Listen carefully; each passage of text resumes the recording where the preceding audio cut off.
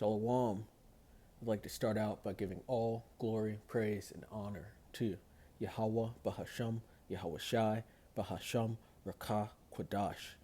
Double honors to the elders and the apostles of the great millstone, and Shalom to the elect of Israel. This is Thamayim in Atlanta, and I have a CNN article. Came out Monday, February 14th, and on Lupercalia Day, which is Valentine's Day. And it says Americans are less likely to have sex, to partner up, and get married than ever.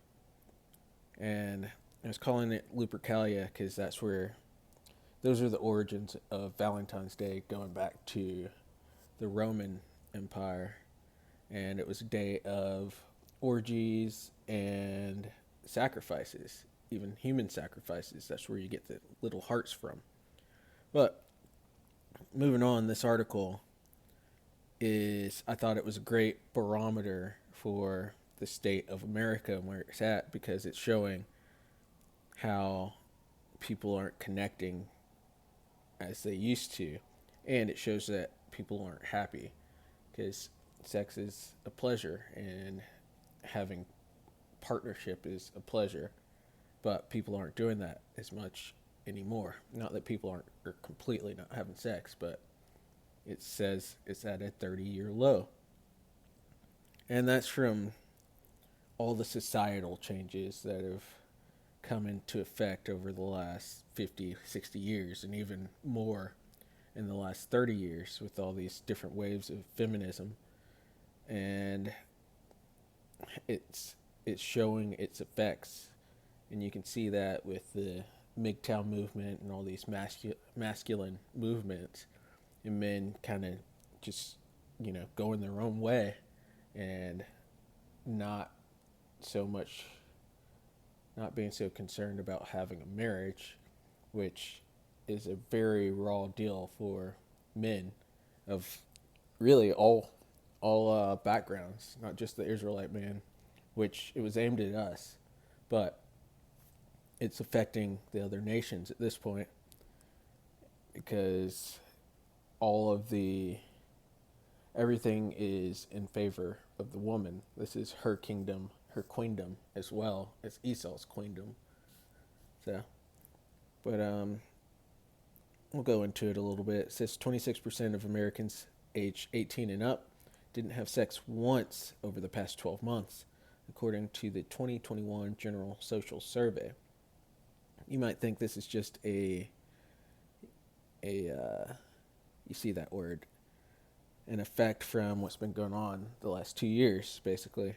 But it's part of a long-term trend. The 2 years with the next highest percentage of adults saying they didn't have sex once in the past year was 2016 at 23% and 2018 at 23%. The last two times the survey was conducted, before 2004. The highest percentage of Americans who said they hadn't had sex in the past year was 19%.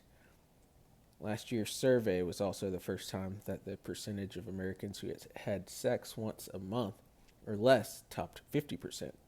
In 1989, 35% of American adults had sex once a month or less. Some of this has to do with fewer people getting married and an aging population, but that doesn't explain all of it. Among married couples under the age of 60, 26% had sex once a month or less in 2021. 1989, it was 12%. The 1980s really were better for sex. But I'll just read the tops of these, the summary. And it says we're at a 30-year low for living together. And so that goes for cohabitation, for getting married and living together. We're at a 30-year low for that, and you can blame feminism for that, and Esau for turning everything upside down, putting the woman over the man and giving her all these benefits that she does not deserve. And men are basically waking up and seeing that it's just a raw deal for them, and they're either in a situation where they could get lots of sex without having to commit to it, or are just over women, or they're in a position where they can't get any sex at all because of the rising standards, which seem to rise every single day. And so that's why you see this kind of simp culture where you're seeing these men praising women, calling them goddesses and queens and all this stuff, because they're some of the ones that are lacking and can't quite cut it because of these rising standards. This partnership is at a low, not just marriage, which is about the same, partnership and living together. And then, and who cares about that one? That no one's getting cards, because it just goes into the mirth. Like, people aren't celebrating these holidays like they used to. It's nothing. It's just another day. And it's also another holiday that's completely designed around the woman. You got to get her stuff. Who cares about that? And it says the divorce rate is dropping, which on the outside appears like it's a good thing, but that's just because the marriage numbers are dropping, so you're not going to have nearly as many divorces with lower marriages. And it also goes into, because men have seen the previous generations of men get divorced and it be pretty bad for them on their sides, that they're making wiser decisions when it comes to marrying or obtaining a spouse. So these newer marriages are actually staying together a little longer, but it's also too early to call it. But yeah, I guess that's about it for the article. I just thought it was a good way to gauge America, Babylon, and how it's falling, and how people aren't happy here anymore at all. And the faith of America is failing. But let's get into the scriptures real quick. I don't have too much on this. We'll start here.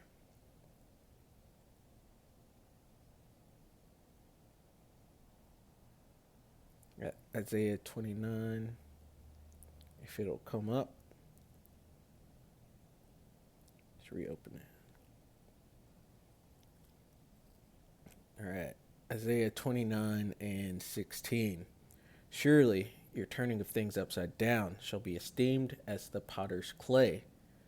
For shall the work say of him that made it, he made me not? Or shall the thing framed say of him that framed it, he had no understanding? And it's speaking to Esau, because his turning of things upside down at first was people loved it at first. It was great to have no order, no rules, but now they're seeing the flip side of what it does.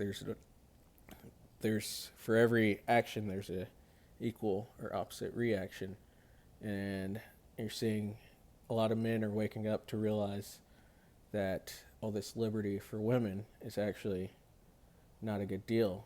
Like, you're getting a woman that's been ran through and is basically a used car that you're paying full price for, plus with all these with the miles comes more problems or baggage. Like, you're getting a full trunk of baggage from all these previous relationships that these women have been in. But going back to Isaiah 29:16, surely your turning of things upside down shall be esteemed as the potter's clay. For shall the work say of him that made it, he made me not? Or shall the thing framed say of him that framed it, he had no understanding? And Esau has seen almost every little facet within the world that the Lord said this is good. Esau thinks that he could tinker with it, or turn it completely around or demonize it, or he just thinks his way is better, but his way is wickedness. And the with that article, you're seeing that things can't exist in the ways that Esau wants them to exist. It's just gonna spoil. Got Proverbs 29:2. When the righteous are in authority, the people rejoice, but when the wicked beareth rule, the people mourn. And it didn't go into happiness in that article, but I correlated it with happiness. And there's a lot of lonely people out there, and that's a symptom of the wicked bearing rule. And you can not just see that in within that article, and people not getting together in the same ways as they used to, and starting families, because you got to consider families are the backbone of a society, and Esau has done everything that he could possibly do to tear families apart, and it's beginning to show, and it's been showing over in Japan and China for a while too.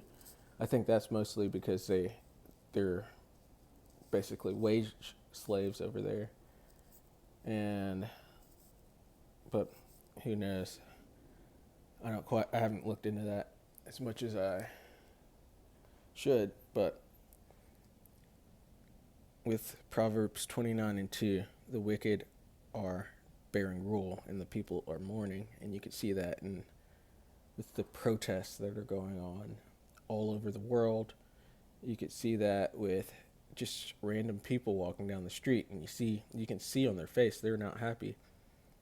But all of that is coming to an end, because things are going to get even more crazy around here as this society fails and the supply chain fails and Esau's rulership fails, until the Lord Yahushua comes back to set things back in order.